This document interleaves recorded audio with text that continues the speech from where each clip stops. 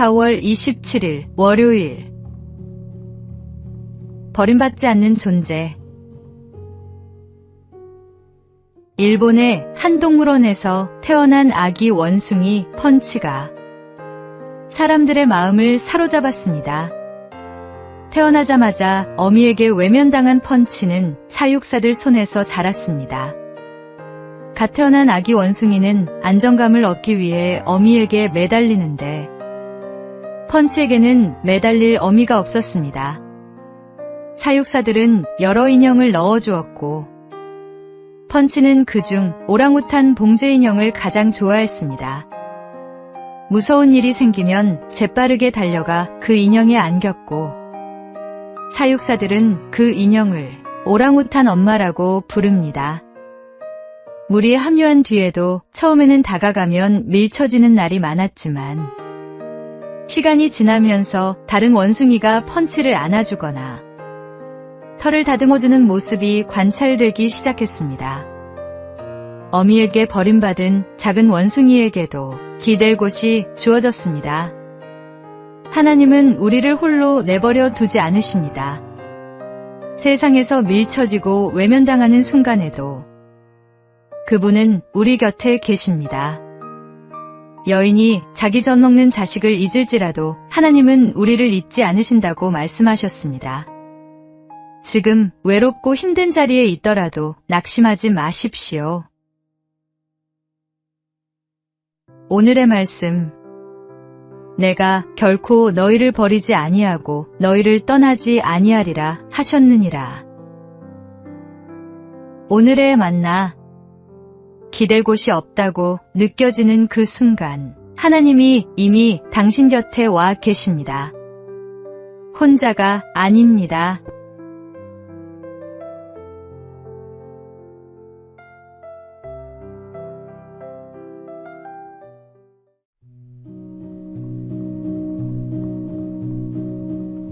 (4월 28일) 화요일. 기도의 열매. 거창한 결단이라기보다는 매일 드리는 기도 제목이 행동으로 이어졌을 뿐입니다. 강릉의 한 장로가 지역병원에 2억 원을 기부했습니다. 기부금은 경제적 사정으로 치료가 어려운 소아 환자를 돕는 데 쓰일 예정입니다. 그 결단 뒤에는 깊은 아픔이 있었습니다. 2021년 태어난 큰손주가 소아암 판정을 받고 2년 가까이 치료를 받다 하나님 품으로 갔습니다. 치료받을 형편이 주어진 것만으로도 감사했지만 경제적 이유로 치료를 망설여야 하는 가정을 생각하면 마음이 놓이지 않았다고 합니다. 손주를 떠나보낸 슬픔을 원망으로 삭히지 않고 같은 아픔을 겪는 이들을 향한 사랑으로 바꾸어낸 것입니다. 고통이 사람을 다치게도 하지만 이렇게 열리게도 합니다. 그는 교회와 장로라는 이름을 굳이 함께 밝혔습니다. 다른 성도들에게도 작은 도전이 되기를 바라는 마음에서였습니다. 이웃의 고통 앞에서 신앙이 무엇으로 응답해야 하는지 함께 고민했으면 합니다. 매일 아침 아내와 함께 드리는 예배에서 그는 기도합니다. 하나님의 사랑을 이 세상에 전하는 사람이 되게 해달라고 말입니다. 기도가 삶을 바꾸고 삶이 세상을 바꿉니다. 오늘의 말씀. 이와 같이 행함이 없는 믿음은 그 자체가 죽은 것이라. 오늘의 만나. 오늘 내 기도 제목이 삶 속에서 행동으로 이어지고 있는지 돌아보십시오.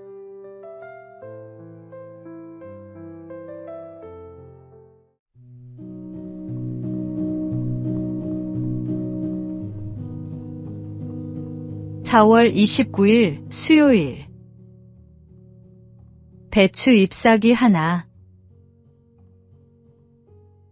어느 날 새벽부터 배추밭에 나간 우장춘 박사가 한낮이 되어도 돌아오지 않자 연구실의 한 제자가 연로한 선생님이 걱정되어 배추밭으로 갔습니다. 이마에 송글송글 땀방울이 맺힌 우 박사는 숨쉬기가 힘든지 한 번씩 심호흡을 해가면서 배추 포기 하나하나를 들여다보며 노트에 기록하고 있었습니다. 놀란 제자가 달려가 선생님, 이 땀 좀 보십시오. 이건 제가 할 테니 들어가 쉬십시오 하며 노트와 연필을 받아들려고 했습니다.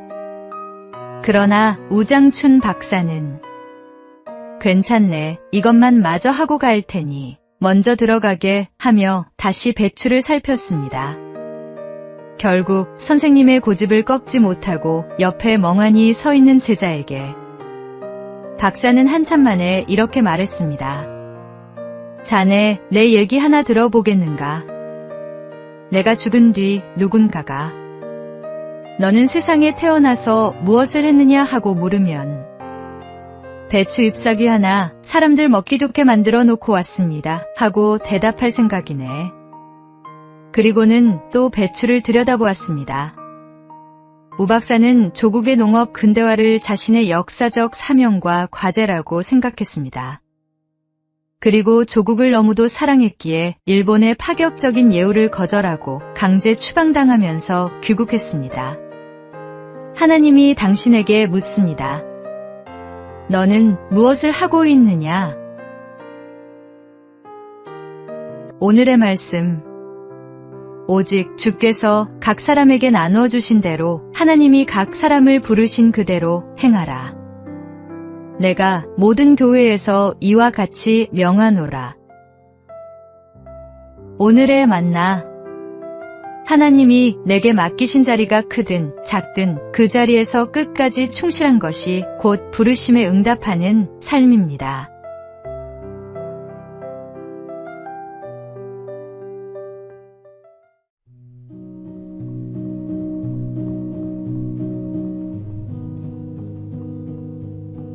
(4월 30일) 목요일. 가장 중요한 준비. 부잣집에 어리석은 종이 한 명 있었습니다. 심성은 착했습니다. 하루는 주인이 그에게 지팡이를 주며 말했습니다. 너보다 더 어리석은 사람을 보면 이 지팡이를 주어라. 종은 수년이 지나도록 자신보다 어리석은 사람을 찾지 못했습니다.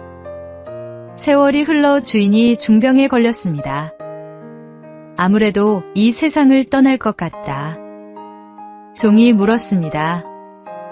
무슨 준비를 할까요? 주인은 아무것도 필요 없다며 낙심만 했습니다. 그때 종이 지팡이를 꺼내 주인에게 건넸습니다.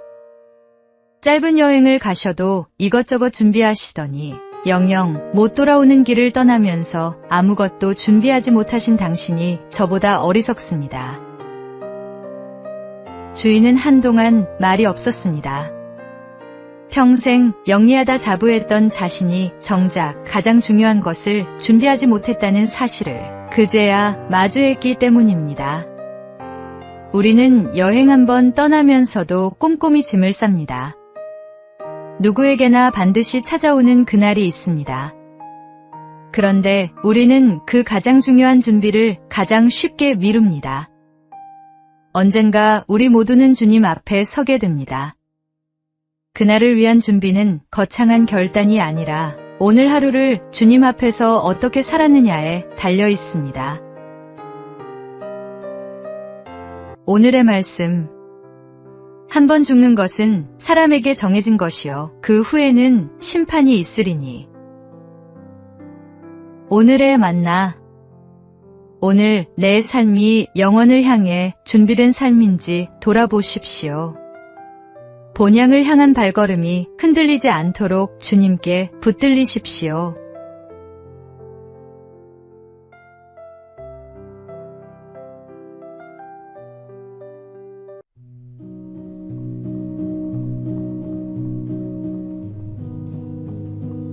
(5월 1일) 금요일. 혼자 먹는 밥상. 최근 우리 사회에서 혼자 밥을 먹는 혼밥이 점점 일상이 되고 있습니다. 통계에 따르면 전체 가구의 4분의 1이 혼자 사는 1인 가구라고 합니다. 의사들은 혼자 밥을 먹는 사람이 가족과 함께 먹는 사람보다 스트레스가 높고 신장 불안과 우울감이 더 크다고 말합니다. 함께 먹으면 20분 걸리는 식사가 혼자 먹으면 15분 이내로 줄어듭니다. 급하게 먹으면 소화에도 부담이 되고 음식이 주는 기쁨도 반감됩니다. 무언가를 먹는 시간은 인간의 가장 기본적인 욕구를 채우는 행복한 순간입니다. 함께 먹는 자리에서는 마음이 열리고 몸에 정서적으로 유익한 호르몬이 생성되기도 합니다. 함께 식사하는 사람들 사이에 친밀감이 더 깊어지는 것도 바로 이 때문입니다. 예수님은 많은 이들과 함께 떡을 떼며 음식 나누기를 즐기셨습니다. 기도는 홀로 한적한 곳에서 하셨지만 식사는 늘 함께 하셨습니다. 어린이날, 어버이날, 스승의 날 등 갖가지 기념일로 채워진 5월은 함께 밥상을 나눌 기회가 많은 달입니다. 천천히 맛있게 먹으며 넉넉하게 대화하는 습관이 우리 가정과 사회를 한층 밝고 따뜻하게 만들어줄 것입니다. 오늘의 말씀. 볼지어다 내가 문 밖에 서서 두드리노니 누구든지 내 음성을 듣고 문을 열면 내가 그에게로 들어가 그와 더불어 먹고 그는 나와 더불어 먹으리라. 오늘의 만나. 오늘 누군가와 밥 한 끼를 나눠 보십시오. 그 작은 밥상이 때로는 말보다 깊은 위로가 됩니다.